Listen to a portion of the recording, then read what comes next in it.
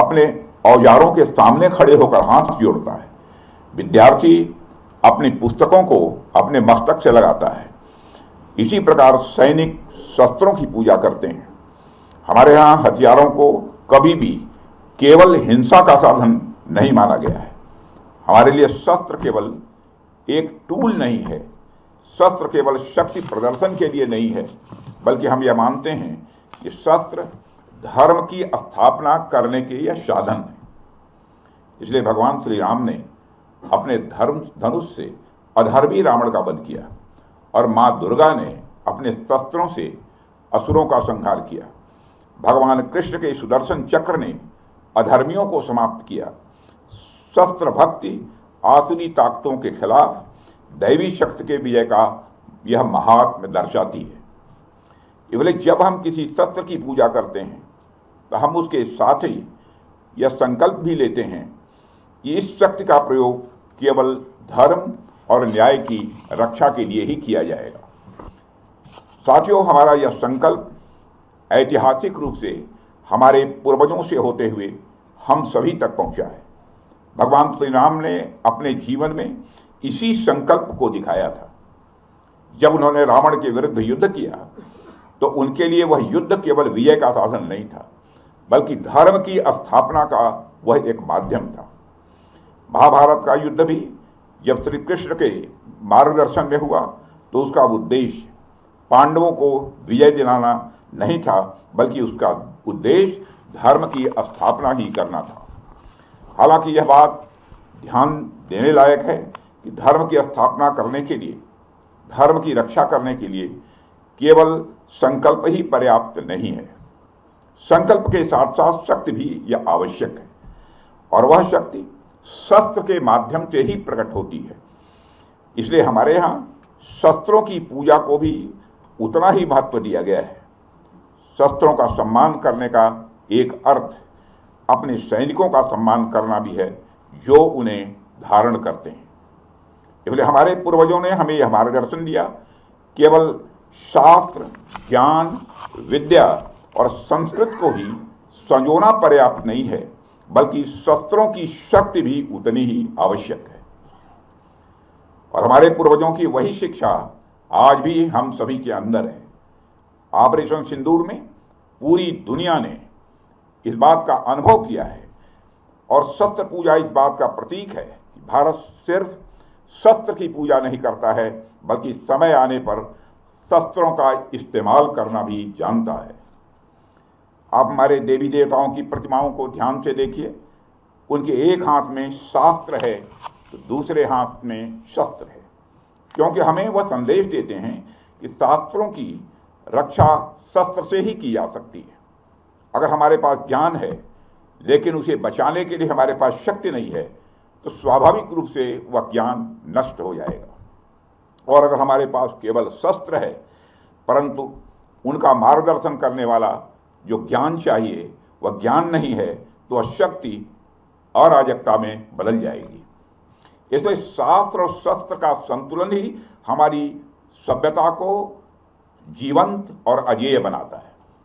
साथियों, शास्त्र के मामले में तो हम हमेशा ही समृद्ध रहे हैं, लेकिन मुझे गर्व है कि भारत शस्त्रों के मामले में भी समृद्ध बन रहा है। आज अपने आत्मनिर्भर भारत के संकल्प के कारण भारत शस्त्रों का सिर्फ कंज्यूमर ही नहीं, शस्त्रों का केवल उपभोक्ता ही नहीं, बल्कि मैन्युफैक्चरर और एक्सपोर्टर भी बन रहा है। साथियों, शस्त्रों की पूजा का यह दिन केवल हमारे व्यक्तिगत जीवन तक सीमित नहीं है, बल्कि हमारे राष्ट्रीय जीवन से भी गहराई से यह जुड़ा हुआ है। जब एक राष्ट्र के रूप में हम अपने शस्त्रों का सम्मान करते हैं तो हम केवल हथियारों का नहीं, बल्कि हम अपनी सामूहिक शक्ति, अपनी सुरक्षा और अपनी स्वतंत्रता का भी सम्मान कर रहे होते हैं।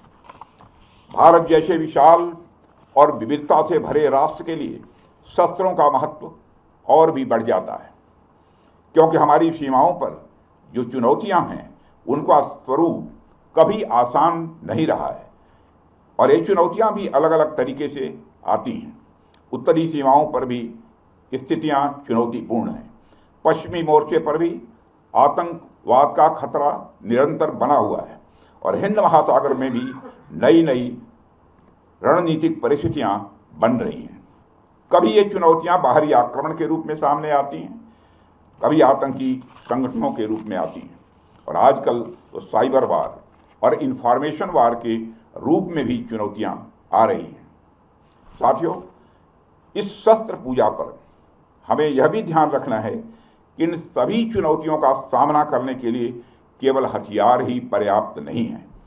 इसके लिए मनोबल, परस्पर एकता और विश्वास भी उतना ही आवश्यक है और पूरा देश इस बात पर विश्वास करता है कि हमारे सैनिकों के भीतर ये सभी मूल्य विद्यमान हैं और मुझे गर्व है कि हमारी सेनाओं ने बार बार यह सिद्ध किया है कि केवल शस्त्रों की शक्ति पर नहीं बल्कि अपने साहस और अपने संकल्प की शक्ति पर भी विजय प्राप्त करती है।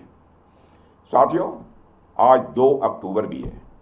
आज विजयदशमी के साथ साथ गांधी जयंती भी है। जब मैं मनोबल की बात कर रहा हूं तो स्वाभाविक रूप से हम सबका ध्यान महात्मा गांधी जी की ओर भी जाता है। वह तो अपने आप में मनोबल के एक ज्वलंत उदाहरण थे।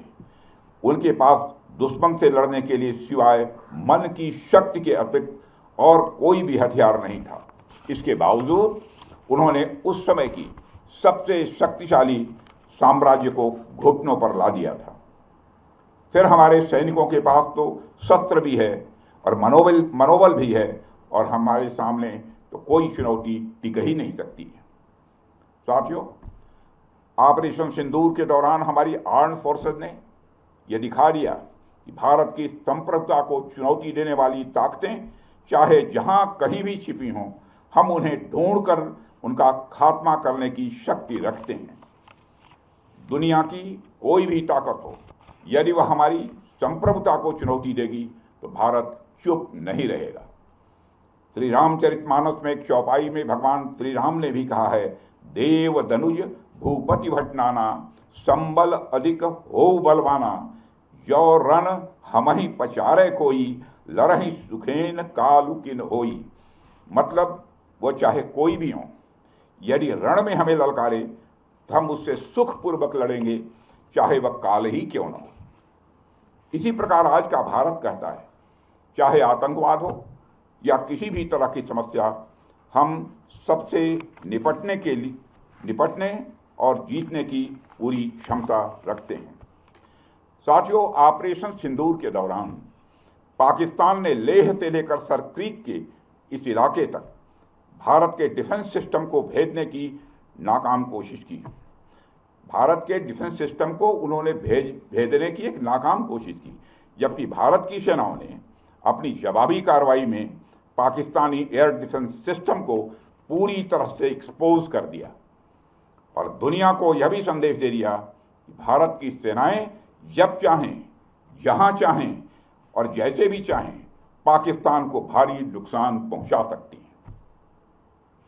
अपने सामर्थ्य के बावजूद हमने संयम का परिचय दिया, क्योंकि हमारी सैन्य कार्रवाई आतंकवाद के विरोध में थी। इसको एस्केलेट करके जंग छेड़ना ऑपरेशन सिंदूर का उद्देश्य कभी नहीं था। मुझे इस बात की खुशी है कि भारतीय सेनाओं ने ऑपरेशन सिंदूर के सभी मिलिट्री ऑब्जेक्टिव यानी सभी लक्ष्यों को सफलतापूर्वक प्राप्त करने में कामयाबी हासिल की है। मगर आतंकवाद के खिलाफ हमारी लड़ाई जारी है। साथियों, आजादी के 78 साल बीत जाने के बावजूद सरक्रीक इलाके में सीमा को लेकर एक विवाद खड़ा किया जाता है। भारत ने कई बार बातचीत के रास्ते इसका समाधान करने का प्रयास किया है, मगर पाकिस्तान की नीयत में खोट है, उसकी नीयत साफ नहीं है। जिस तरह से हाल में पाकिस्तान की फौज ने सरक्रीक के सटे इलाकों में अपना मिलिट्री इंफ्रास्ट्रक्चर बढ़ाया है, वह उसकी नीयत बताता है। साथियों, भारत की सीमाओं की रक्षा भारतीय सेनाएं और बॉर्डर सिक्योरिटी फोर्स मिलकर मुस्तैदी से कर रही हैं। अगर सरक्रीक इलाके में पाकिस्तान की ओर से कोई भी हिमाकत की गई तो उसे ऐसा करारा जवाब मिलेगा कि इतिहास और भूगोल दोनों बदल जाएंगे मेरे साथियों। और 1965 की जंग में भारत की सेना ने लाहौर तक पहुंचने का सामर्थ्य भी दिखाया। आज 2025 में पाकिस्तान को याद रखना चाहिए कि कराची का एक रास्ता क्रीक से ही होकर गुजरता है। साथियों, आज जब हम यहां शस्त्र पूजा कर रहे हैं तो हमें मां दुर्गा के उस स्वरूप को भी स्मरण करना चाहिए जब सभी देवताओं की शक्तियों का सम्मिलन हुआ और वह दिव्य शक्ति के रूप में प्रकट हुई। मां दुर्गा इस बात की प्रतीक है कि जब विभिन्न शक्तियां एकजुट होती हैं तभी असुरों का संहार संभव हो पाता है। इसमें हमारी नेशनल सिक्योरिटी इंफ्रास्ट्रक्चर के लिए भी एक मैसेज है। थल सेना, वायुसेना और नौसेना, ये तीनों ही सेवाएं और हमारे बीएसएफ हमारी यह शक्ति के स्तंभ हैं। जब ये सभी मिलकर कार्य करती हैं तभी हम हर चुनौती का प्रभावी ढंग से सामना कर सकते हैं। और हमारी सरकार लगातार अपनी सेनाओं के ज्वाइंटनेस पर भी बल दे रही है। साथियों, आज भी हमें ज्वाइंटनेस का ही एक उदाहरण देखने को मिला है। एक्सरसाइज वरुणास्त्र द्वारा हमारी सर्विसेज की संयुक्त क्षमता का प्रदर्शन देखकर मुझे पूरा भरोसा हो गया कि हम हर चुनौती का सामना करने के लिए तैयार हैं और दुश्मन के हर इरादे को नेस्त नाबूद करने के लिए पूर्ण रूप से तैयार हैं। साथियों, यह हमारी सेनाओं का ज्वाइंटनेस ही था जिसने ऑपरेशन सिंदूर को रिकॉर्ड समय में अंजाम दिया था। और मैं आज इस अवसर पर ऑपरेशन सिंदूर की सफलता पर अपने वीर जवानों और अधिकारियों को विशेष रूप से बधाई देना चाहता हूं। आपकी रणनीति, आपका साहस और आपकी क्षमता ने यह साबित कर दिया है कि भारत हर परिस्थिति में दुश्मन को मात देने में पूरी तरह से सक्षम है। मुझे पूरा विश्वास है कि आप सबका साहस, आप सबका शौर्य इसी प्रकार भारत की प्रभुता, संप्रभुता और अखंडता की रक्षा करता ही रहेगा। अंत में शस्त्र पूजा के इस अवसर पर मैं मां दुर्गा से ही प्रार्थना करता हूं कि वह हमारे शस्त्रों को सदैव धर्म की रक्षा के लिए प्रेरित करे, हमारे सैनिकों को असीम शक्ति और वह साहस प्रदान करे ताकि वो इसी तरह अधर्म और आसुरी शक्तियों के नाश के लिए काम करते रहें और इस राष्ट्र को अजेय और अभेद्य बनाए रखें। और साथ ही मैं आपकी, आपके परिवार की और परिवार के सभी जनों की विजयादशमी के इस शुभ अवसर पर अच्छे स्वास्थ्य और सदैव उन्नति की कामना करते हुए और आप सभी को पुनः विजयादशमी के पावन पर्व की हार्दिक बधाई देते हुए अपना निवेदन समाप्त करता हूं। बोलिए भारत माता की जय, भारत माता की जय, भारत माता की जय। बहुत बहुत धन्यवाद।